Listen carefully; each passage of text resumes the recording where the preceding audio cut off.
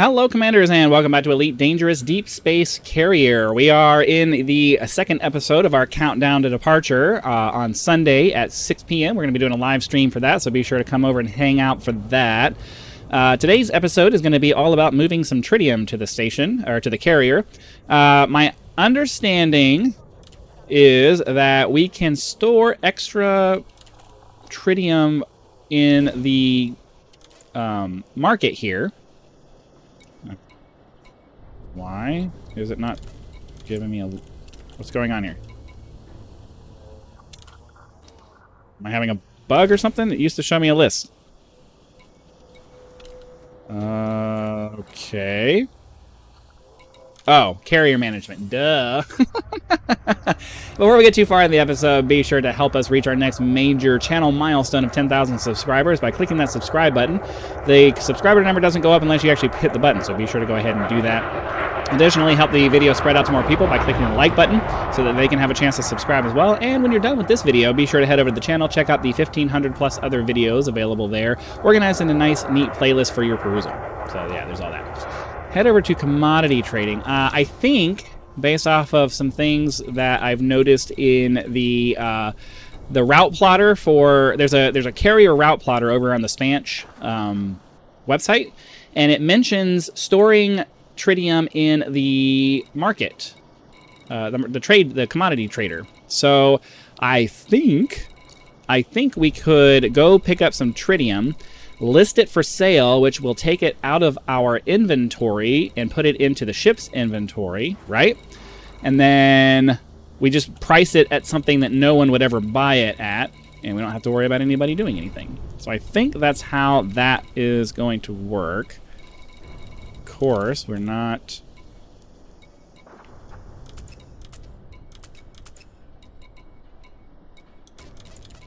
Too many here.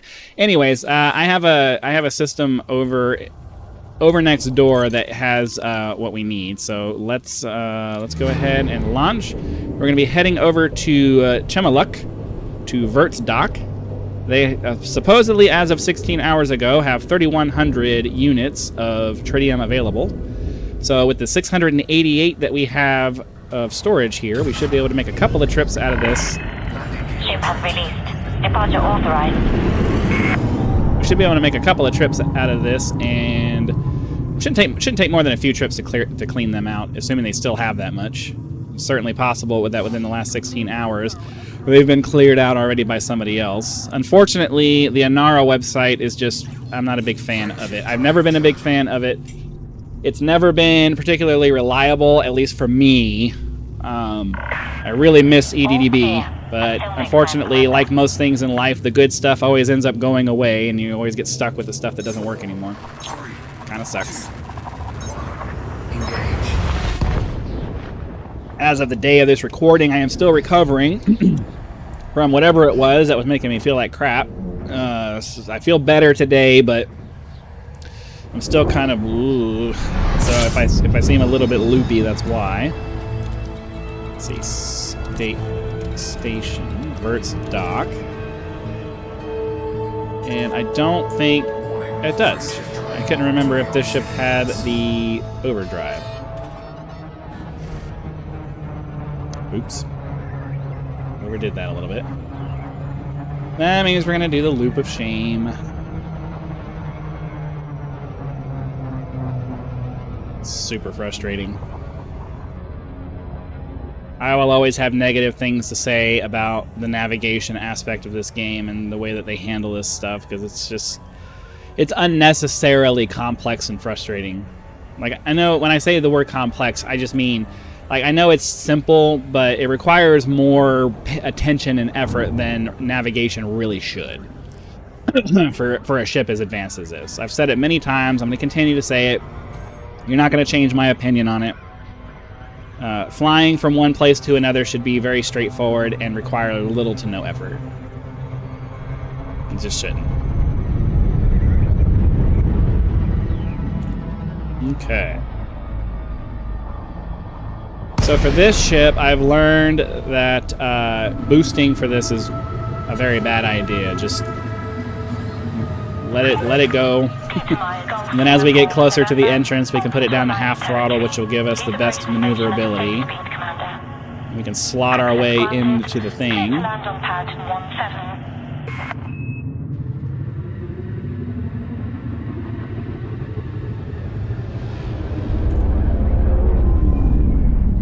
Okay. And we'll let the auto dock finish that off. Automated approach authorized. I don't generally worry about auto docks, but for this particular ship, since it's not a combat-related ship, I didn't need the internal slot for anything else. And I figure because it's a pig to move around, why not? Okay, so for the commodity market, they should have at least some tritium here. Contact. Engaging pad restraints. Let's check out and see what they have. All right.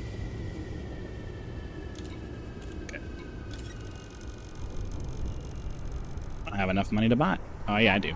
Okay. Ooh. We're not going to have enough money to. We're not going to have enough money to like buy a crazy amount right now. I can take some money out of my fleet carrier which I probably will do so that we could continue making this video. But yeah, the tritium's just pretty expensive. Actually, kind of hurt. 30 million credits to buy one cargo hold full of tritium. Yeah. Ow. It's a good thing I plan on spending the next several days before we leave doing the billionaire's path or whatever it is for exobiology to make back all that money and hopefully have enough money to keep purchasing a decent amount of tritium so that we can hopefully have that in reserve and not be forced to mine all the time. But I don't know. We'll see. Realistically, the loop of us moving through the galaxy should be something along the lines of we jump to wherever it is that we're going to be, and then in the course of our exploration, we're looking for icy rings and hopefully finding tritium hotspots, and then we come back at some point with a mining ship, mine out enough to make the next several jumps that we need to make, and then move on. That's really what the gameplay loop should be for us moving forward. But at the same time, mining can get really boring. So we'll see how. We'll see. I'll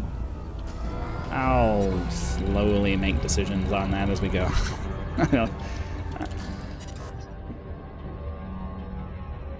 Let's get this locked on. Get ourselves back as quick as we can. There we go. Hit 5 seconds. This ship is big enough that most of the time I'm able to get the quick drop without too many problems. The smaller ships tend to have a much harder time making that happen. I would imagine it's probably because of something having to do with the gravitational pull of the ship or whatever, but I don't know. Really shouldn't have done that. We see you on the sensors, Commander. Standard flight regulations are in place around this carrier. Permission granted. Please approach your designated landing pad in good time. If we have enough room to slow down with this amount of weight. Incoming message. Okay. I have found that flinging your ship around somehow ends up slowing you down. Oh. I'm like, what's all these messages? You're clear for automated approach. Please sit back and relax, Commander. Alright, and this is one of the reasons I don't like the auto dock for most things, because it's taking me away from the carrier to go to a predefined place that the developers decided that the ship was going to go to so that it can then do its approach to the pad. And it does that outside of stations as well. I was already most of the way down there, but now we're going to waste a bunch of time repositioning the ship because the auto dock has to go to the defined waypoint before approaching the pad. I really don't like that. I don't like that at all.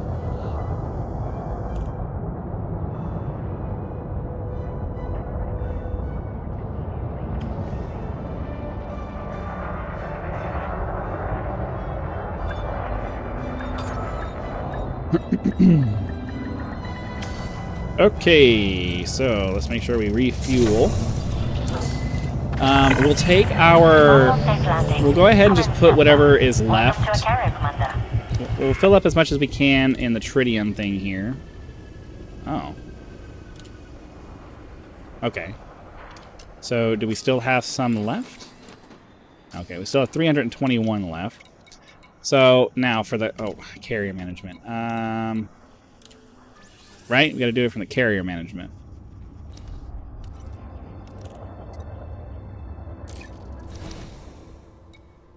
So, tritium. We want to sell.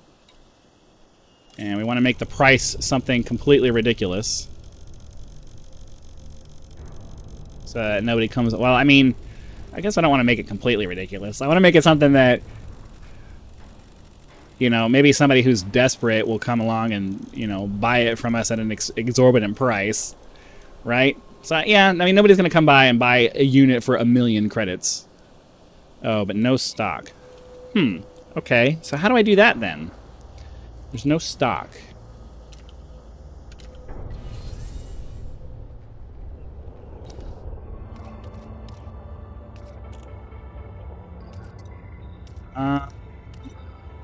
Okay. How do I...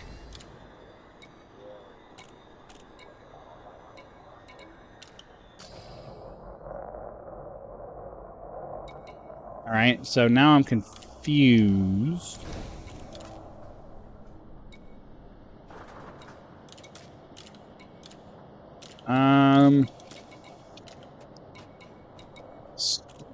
So I'm guessing I have to move it out of my ship's inventory to somewhere first?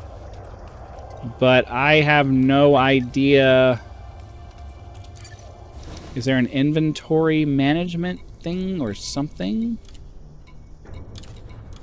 Oh, wait, hold on.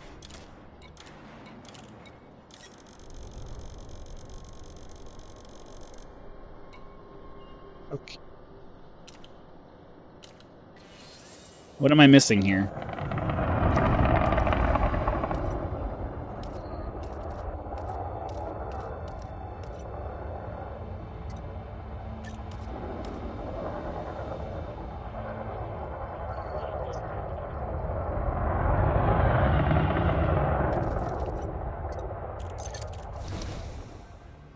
I'm super confused. Trade this commodity. I want to sell it. But I have no stock available.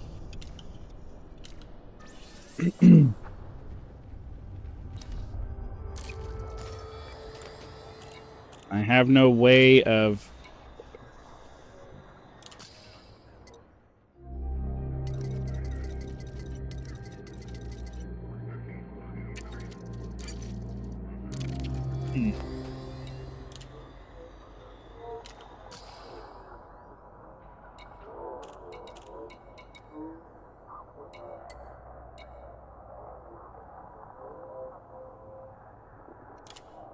So, I'm super confused then, because it seems like...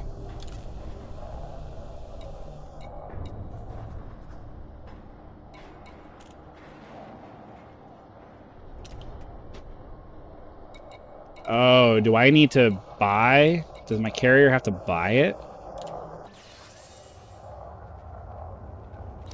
Hold on a second. So let's try that then.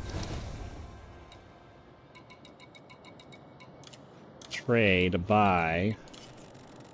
I'm gonna buy at the minimum. Oh, but that's gonna be ridiculous.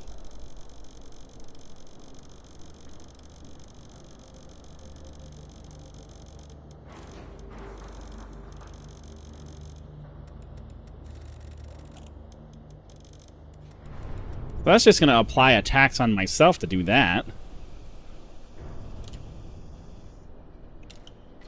Okay, so what? Now I go over to the commodities market, sell my tritium.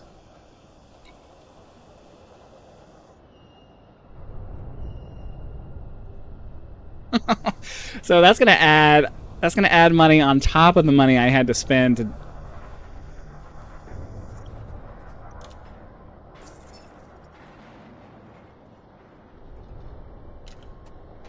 Okay, but now, do I have do I have that in my inventory now? And then I guess what? I have to buy it from myself?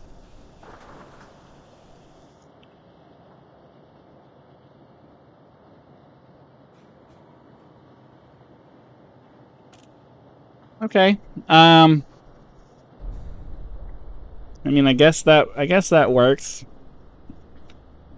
I guess that works. So this is gonna.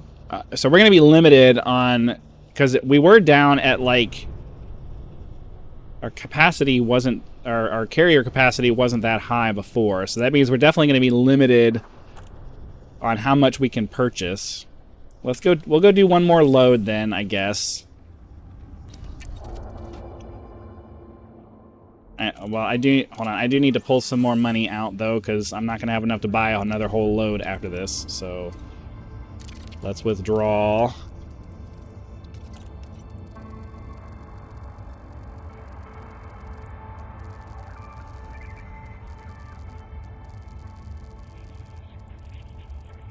Eventually, I'll get the number right. Come on.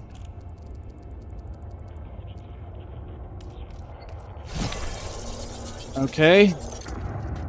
That should be enough to do another whole load there. We'll head back over to Chemaluk, or Kemaluk, or however it is that you say it. So yeah, that's a little bit onerous of a process there. Oh, that number is higher because. So do commodities take up inventory space? Is it because I filled up my Tritium depot? Is that what happened? I filled up my Tritium depot in the okay. I think that's probably what ended up happening. We'll see. We'll see once we go buy this and we go back and we sell it. We'll see if that number goes up. It was 11 something a minute ago.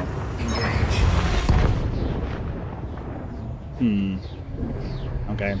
I mean, it's a convenient way of storing extra tritium, yes, but that's a pretty steep tax to put on there. If I can't decide how much I want to, like, if I want to sell something for 1 credit, you're not gonna let me sell it for 1 credit, really? You're gonna impose a minimum? This is the kind of stuff that just really irritates me about the way that decisions are made, because it's clear that somebody made that decision thinking that we're not going to let anybody figure out creative workarounds to things. You're going to do it our way or else. And if you're not going to do it our way, you're going to pay a price for that. It's like, can you just let me play the game, please? I have a problem with people who have a my way or the highway attitude. Like, you should be providing the most options, not this is the prescribed way it's going to happen. I hate railroading. Like, don't railroad me into doing things the way you think it should be done. Let me play the game. If I want to sell something for 1 credit, I should be able to sell it for 1 credit. That's none of your business to decide that for me. It's really frustrating. So now I have to waste a bunch of extra credits to do this little trick here, which admittedly probably isn't the way they intended it to happen, but still, like, it's clearly something that a lot of people do, so why are you penalizing people for being creative? Being creative, being resourceful, figuring out ways to be more efficient with their time and their money, like, there's nothing wrong with that.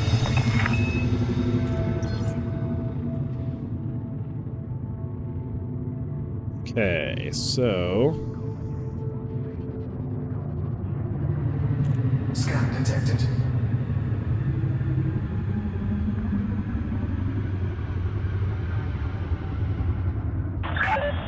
Please conform to Alliance protocol. Reduce your speed.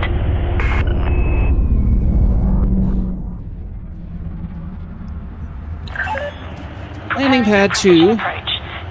We'll fill up our cargo hold one more time and then head back and sell this stuff off. Landing gear deployed.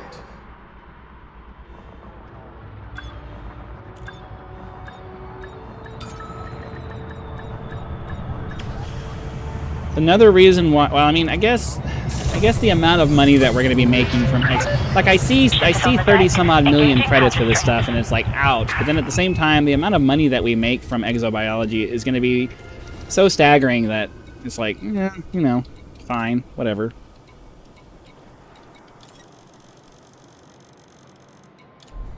Cargo hold at maximum capacity.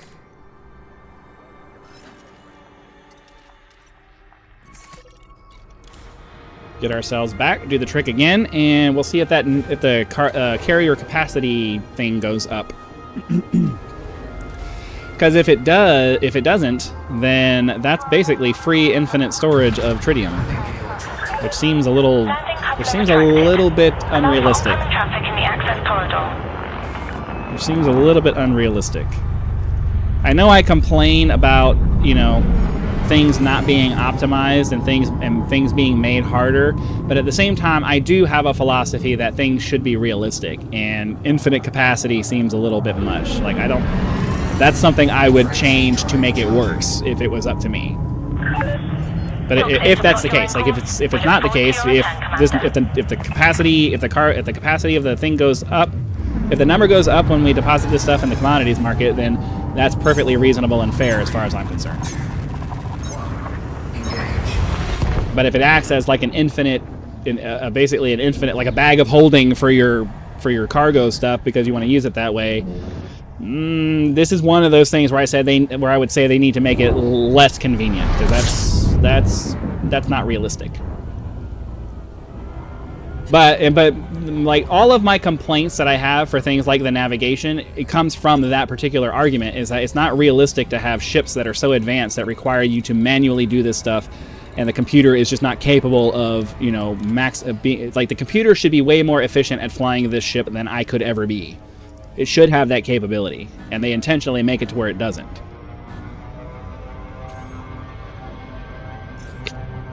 And to me, that's not only inconvenient and irritating, but it's also hyper unrealistic given where we are with our technology today and where we know it will be 100 years from now, 500 years from now, 1,000 years from now. Like, the idea that our ship can't just optimize our approach to something is just completely unreasonable to me from a wasting my time perspective, but also just it's not realistic. Thank you for visiting our carrier, Commander.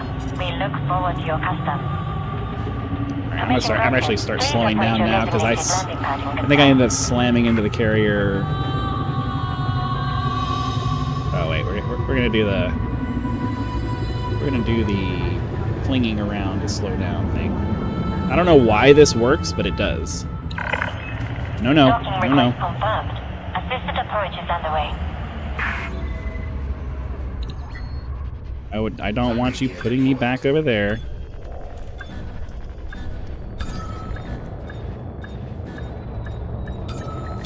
Go. All right.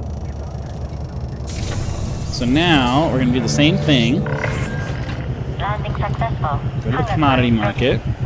Sell our tritium.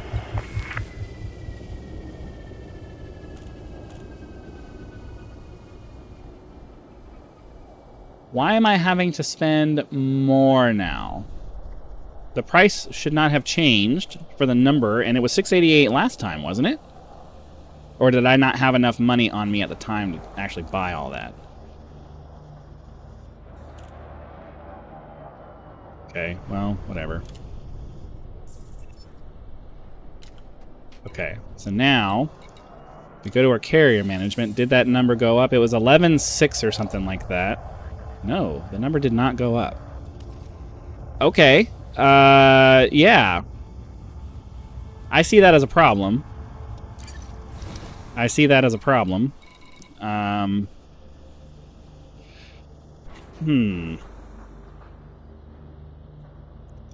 Okay, yeah, this is one of, like, I'm gonna say that they really should make it to where commodity stuff takes up inventory space, and you shouldn't be able to have a limitless storage option like that. That seems pretty unreasonable to me. But that's my personal opinion. Take that for what it's worth. Anyways, we're going to go ahead and call that an episode. We got enough of that done for today. I think the next 2 episodes are probably going to be something along the lines of taking you along the ride for making as much money as we can before heading out of here, so that we have a nice big buffer for our weekly maintenance and all of that stuff. So be sure to come back for that. Click the like button to help the video spread out to other people. Subscribe to the channel to help us reach 10,000 subscribers.